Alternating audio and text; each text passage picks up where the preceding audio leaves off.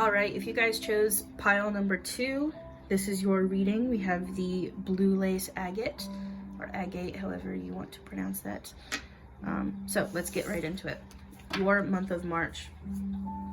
So whenever I'm doing these, I don't always pull them in order. I'll kind of shift through them and figure out which one feels like it's the first card, and it feels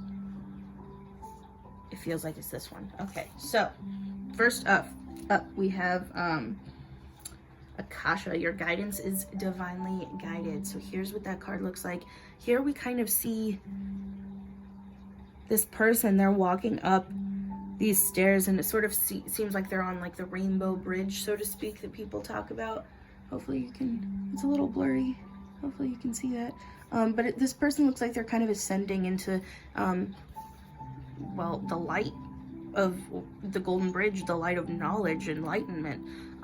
So the month of March, I feel like this has been your goal for a while. This has been your goal to reach enlightenment to some extent. I don't think anyone ever fully reaches enlightenment, but this has been your goal. I feel like pile number 2, you guys have been working on a lot of intuitive work, perhaps.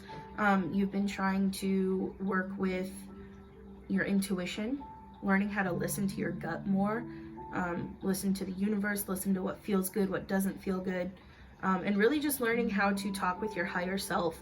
I feel like that's kind of going to be the theme for the month of March, is you learning how to listen to your intuition and how to listen to the universe.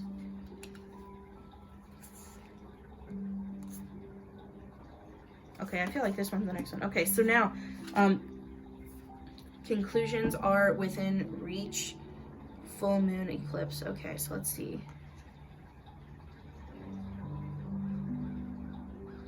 Okay, so this is giving off a lot of vibes. I feel like you're going to get a lot of your intuitive work through your dreams.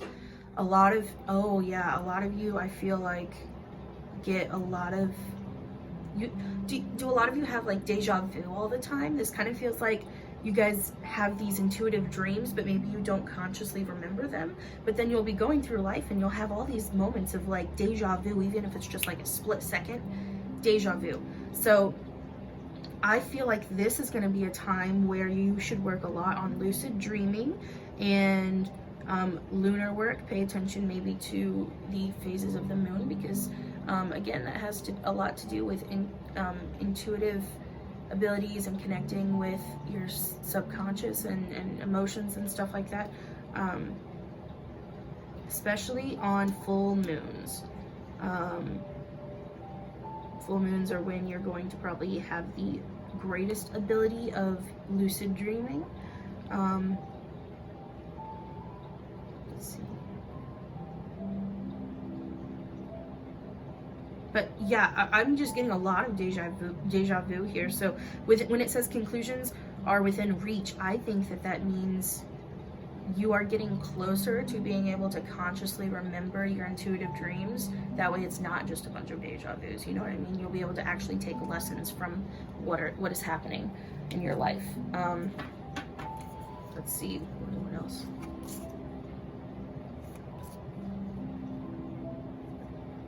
Okay. All right, so we have the 6 of Cups. Here we go.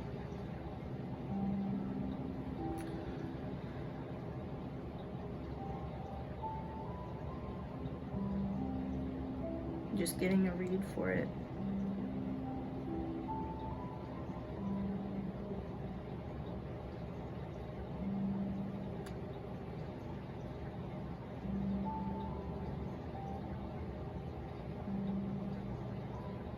So the 6 of Cups, the 5 of Cups talks about feelings of disappointment, walking away from something with feelings of disappointment, or abandoning something out of disappointment. There's still some stuff to look forward to, but in general, the 5 of Cups tends to talk about sort of leaving something that you've held on to for a while because it's not fulfilling anymore. And I feel like the 6 of Cups here is figuring out how to get back to where it feels good again. So here in this card, it depicts someone giving some flowers to someone else, and maybe that is your way of coming into yourself.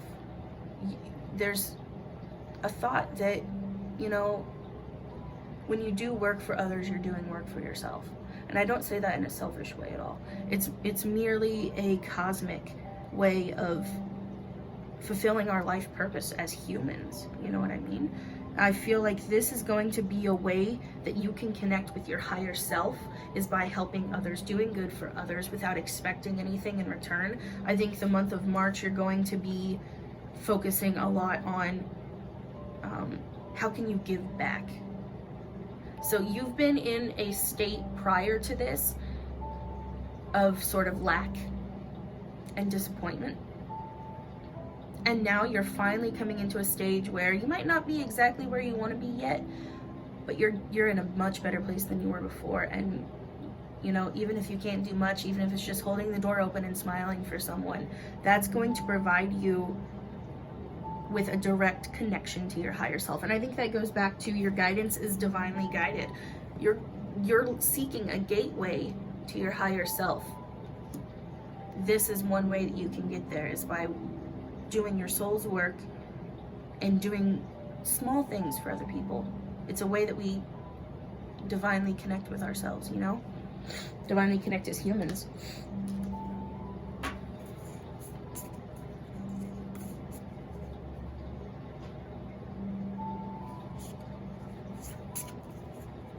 Okay. Here we go. Star Mother. How can you mother yourself? This is really talking about self-care, really taking care of yourself. We also have a moon here, a crescent moon. So again, I feel like a lot of this is going to have to do with dream work. And hold on a second.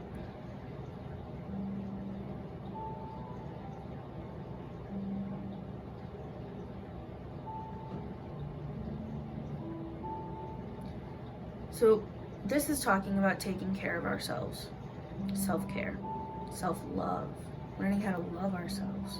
Oh my gosh, that is a theme for this group, learning how to love ourselves. Holy moly. Oh, that just hit me like a freight train. We can learn how to love ourselves by learning how to unconditionally love others. Because when we unconditionally love others, we can learn how to unconditionally love ourselves. And I think that that's where this Six of Cups comes into play. It's so hard.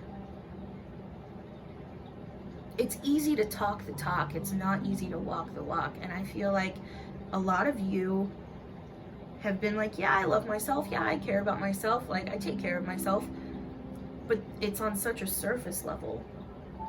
And I hope that that doesn't come off the wrong way, but I think the month of March, you're really going to have to work on, use your intuition when you're learning how to help others and help yourself. What feels good? If it doesn't feel good, then it's probably not for your highest good. And that's really, I think, going to be important when you're trying to learn how to mother yourself. Focus on what feels good, you know, what feels right in your gut. That's how you're going to really take care of yourself in March. It's important that you listen to your gut. Don't listen to your brain so much. Your brain is analytical, and analytics don't always get us where we need them to, right? At least not when it comes to spirit. Okay, what does pile number 2 have to say next?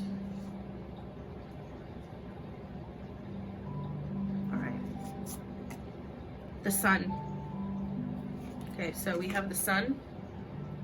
It is upside down. I feel like this means you're really going to thrive at night. This is where a lot of your energy is going to come from. Maybe you're more of a night owl. rather than a day person. Now, traditionally, when I do readings, I think about the actual meanings of the cards because it's good to have basics, but I read them intuitively in context with the rest of the reading, right? Or whatever vibe they're giving me. So traditionally, the sun represents, it's one of the most positive cards in the tarot deck. It represents things finally turning up for you, life really falling into place. You know, there's no worries. It's all good stuff, right? But I think within the context of this deck, like that's what you're seeking, is you're seeking a place where everything feels like it's falling into place. And I feel like while you're working on yourself, while you're learning how to love yourself and learning how to listen to your intuition, it's going to be heightened the most at nighttime. And whether that be you being a night owl and doing a lot of this self-work at night, or whether that means it's going to happen in your dreams through lucid dreaming or, you know, astral ascension during your sleep or whatever, working through some of your issues subconsciously. Whatever that means for you, whatever that looks like for you, I think it's going to happen a lot at nighttime. Maybe you work night shift. I don't know. What else do we have to say? King of Swords. This is what the card looks like. This one's right side up. Let me see.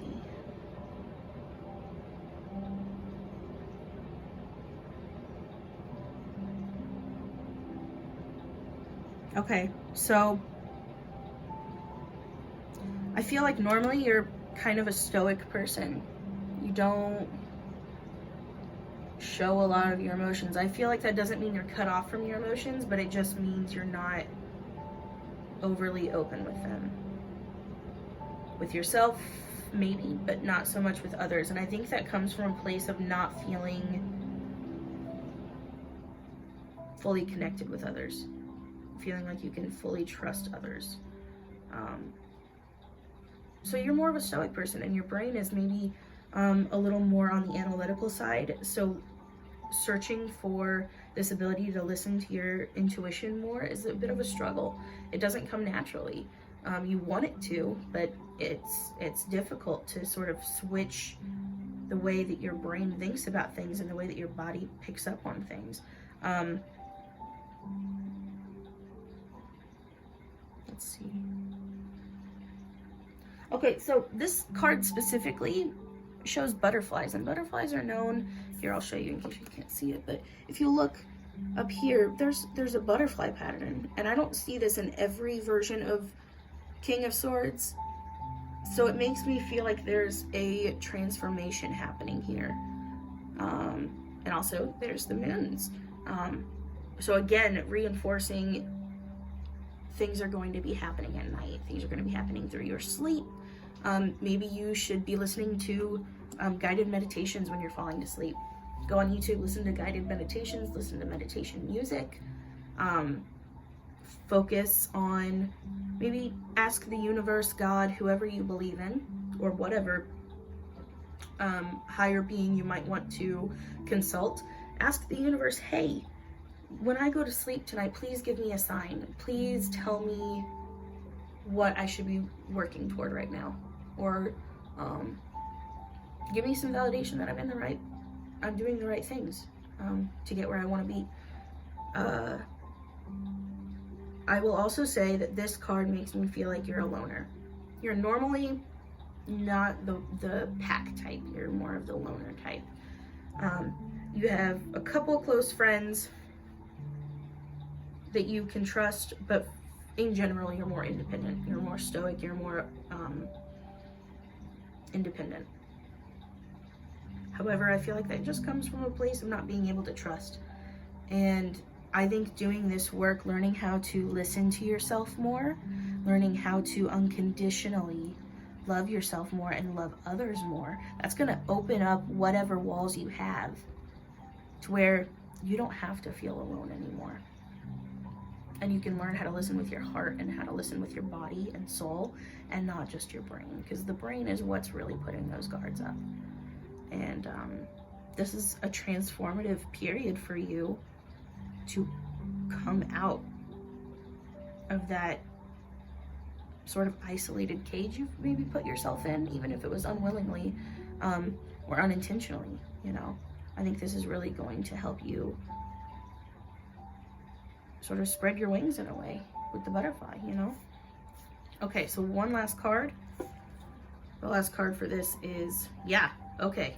Your commitment is being tested. This work is hard work.